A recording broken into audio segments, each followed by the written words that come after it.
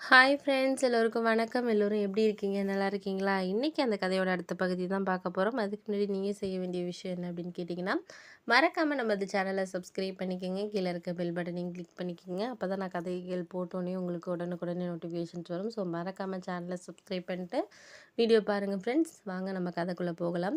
அதுக்கப்புறம் எங்கள் மாமா வந்து இந்த விஷயத்த சொன்னதுக்கப்புறம் நான் என்ன கேட்டேன்னா, "ஏன் மாமா இந்த விஷயத்துக்கு தான் நீ இந்த அளவுக்கு பில்டப் பண்ணியா? நான் கூட உனக்கு உடம்பு முடியல, இல்லை ஏதோ மாமிக்கு உனக்கு சண்டை, நான் என்னென்னலாம் யோசிச்சுட்டு வந்தேன் தெரியுமா பைக்கில், நீ ஏமாம்மா இப்படி பண்ணுற, இந்த விஷயம்னு நீ ஃபோன்லேயே சொல்லியிருக்கலாம்ல, நான் அப்போயே வந்து இல்லாட்டினா வீட்டில் வந்து கூட சொல்லியிருந்திருக்கலாம் அப்பா இல்லாதப்ப, நீ ஏன் இப்படி பேசிட்டு பண்ணுற அப்படின்னு சொல்லிட்டு எங்கள் மாமா பிடிச்சிட்டு நான் திட்டினேன்.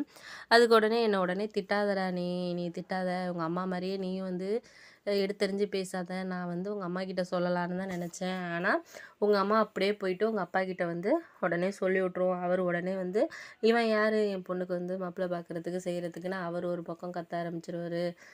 தேவையில்லாத பிரச்சனை வருங்கிறதுனால தான் ஒன்றுக்கிட்ட பொறுமையாக சொல்கிறேன்.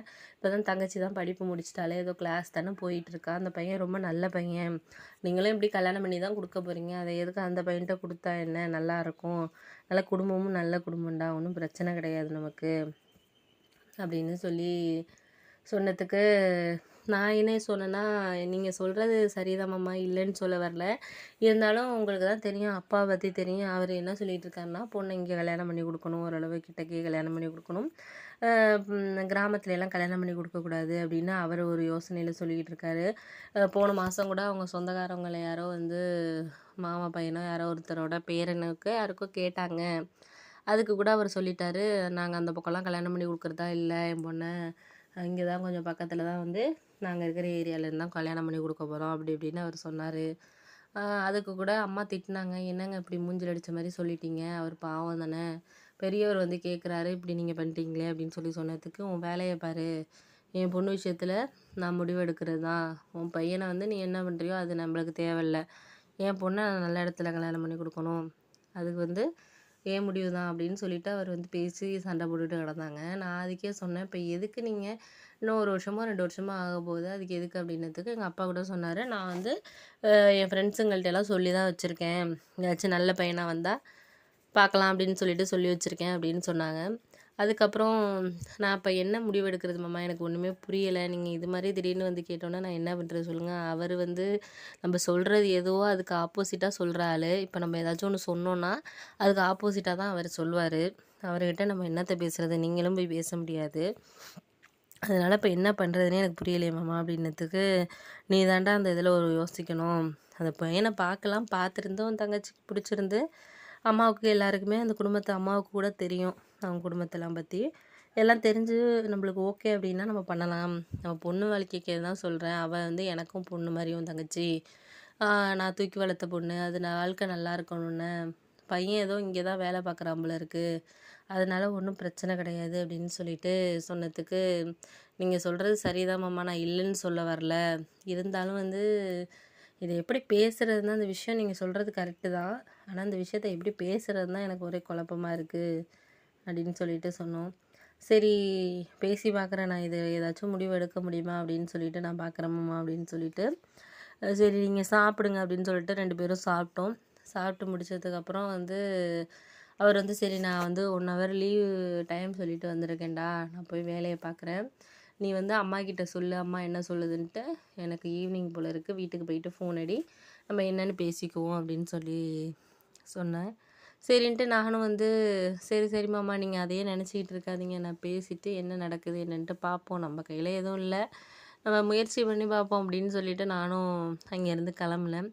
நான் ஆஃபீஸ் லீவ் போட்டிருக்கனால வீட்டுக்கு நான் ஒரு 3 மணிக்கெலாம் போயிட்டேன். போனதுக்கப்புறம் அம்மா கேட்டாங்க, ஏன் இவ்வளோ சீக்கிரமாக வந்திருக்கு, என்னடா ஏதாச்சும் பிரச்சனையா, முகமே சரியில்லையே உனக்கு அப்படின்னாங்க. சரின்னதுக்கு அப்புறம் அப்பா என்னம்மா வீட்டில் இருக்காரா அப்படின்னதுக்கு, இப்போ தாண்டா யாரையும் பார்க்குறதுக்காக போயிருக்காரு, ரொம்ப நல்லதாக போச்சு, அவர் இல்லாதது நல்லதும்மா, இந்த விஷயத்த அவர் இல்லாதப்போ தான் பேச முடியும் அப்படின்னு சொன்னதுக்கு, ஏன் அப்படி என்னடா விஷயம் அப்படின்னது, எல்லாம் உன் ஊர் சம்மந்தப்பட்ட விஷயந்தான், எனக்கு பிரச்சனை மேலே பிரச்சனையாக தான் வருது அப்படின்னு சொன்னதுக்கு, என்னடா ஆச்சு ஏதாச்சும் பிரச்சனையா அப்படின்னு கேட்டதுக்கு, ஏம்மா நீ கேட்குற, உங்கள் ஊரில் யாரோ பெரிய குடும்பமாமே, அவங்க இதில் இருந்து மாமா கிட்ட ஏதோ பொண்ணு கேட்டிருக்காரு, அவர் காலையிலே ஃபோன் பண்ணி எனக்கு வந்து உடனே கிளம்பி வா அப்படின்னு சொல்லிட்டு எந்த விஷயத்தையும் சொல்லாமல் அவர் வேறு ரொம்ப பயத்த கிளப்பி விட்டுட்டாரு. இந்த விஷயத்தில் என்ன பண்ணுறதுன்னு எனக்கே தெரியல. அவர் வேறு 2 நாளுக்குள்ள ஏதாச்சும் முடிவு சொல்லுங்கள் அப்படின்னு சொல்லியிருக்காராம். அப்படின்னதுக்கு அவங்க ரொம்ப நல்ல குடும்பம்டா, நம்ம பாட்டிக்கு கூட தூரத்து சொந்தம்னு எங்கள் அம்மா சொல்லிகிட்டு இருப்பாங்க. நல்லா வசதியான குடும்பம். அவங்க குடும்பத்தில் வந்து நம்மள்ட்ட கேட்குறதே ஒரு பெரிய விஷயந்தான். அப்படி இருக்கிறப்போ அங்கெல்லாம் இல்லாமல் இங்கே வந்து கேட்குறாங்கன்னா, ஏதோ நம்ம குடும்பத்தில் ஏதோ ஓரளவு நம்ம நல்லா இருக்கிறோம் பண்ணுறோன்ட்டு தான். அப்படி இருக்கிறப்போ வந்து உங்கள் அப்பா கிட்ட நம்ம பேச முடியாதே, அதானே பெரிய விஷயமா இருக்குது. அவர் என் சொந்தக்காரங்கன்னு சொன்னாலே அவர் முகத்தை திருப்பிட்டு போவார். இப்போ என்ன பண்ணுறதுன்னு ஒன்று புரியலேடா அப்படின்னு சொல்லிட்டு எங்கள் அம்மாவே குழப்பத்தில் இருந்தாங்க. எனக்கே புரியலம்மா, மாமா வந்து இது மாதிரி சொல்லிட்டாரு. எனக்கு வந்து ஒன்றுமே பேசவும் முடியல இங்கே. எனக்கே ஆஃபீஸ் டென்ஷன் வேறு கொஞ்சம் ஓடிட்டுருக்கு, அதோட இது வேறு பிரச்சனையா அப்படின்னு சொல்லிட்டு சொன்னதுக்கு, நீ ஒன்றும் கவலைப்படாத, இந்த பிரச்சனையை நான் பார்த்துக்கிறேன். உங்கள் அப்பா கிட்ட வந்து நான் அவர் வந்ததுக்கப்புறம் நான் பேசுகிறேன். அது எப்படி பேசணும்னு எனக்கு தெரியும். அவர் என்ன பார்ப்போம் அப்படின்னு சொல்லிட்டு சொன்னதுக்கு சரின்னு சொல்லிட்டு, அவங்களுக்கெல்லாம் நம்மளால செய்ய முடியுமாம்மா அவ்வளோலாம் நேரத்துக்கு. அதுக்கப்புறம் எங்கள் அம்மா சொன்னாங்க, நம்மளால் முடிஞ்ச அளவுக்கு செய்வோம். அதெல்லாம் பேசி எல்லாம் இருந்து மாப்பிள்ளையெல்லாம் பிடிச்சிருந்து பண்ணியிருந்தா, நம்ம அதுக்கப்புறம் நகையெல்லாம் செய்கிறது எவ்வளோ செய்வோம் என்னன்ட்டு அப்புறம் பேசிக்கலாம். அதுக்கு முன்னாடியே நம்ம எதுவும் பேசிடக்கூடாது முன்னாடியே அப்படின்னு சொல்லிட்டு எங்கள் அம்மா சொன்னாங்க. ஆமாம்மா, நீங்கள் சொல்கிறதும் கரெக்டு தான். எதுவுமே முன்னாடி நம்ம பேசிடக்கூடாது. ஃபஸ்ட்டு வந்து அவங்க என்ன பொண்ணை பார்த்துட்டு பிடிச்சிருக்கா என்னன்ட்டு அதுக்கப்புறம் பேசுகிறப்ப நிச்சயத்துக்கு முன்னாடி தான் நம்ம பேசிக்கணும் இதெல்லாம். ஆனால் முன்னாடியே பேசிக்கிட்டு இருக்கணுமா, ஏன்னா நாளைக்கு வந்து நம்ம தங்கச்சி வாழ்க்கை பாதிக்கப்படக்கூடாது.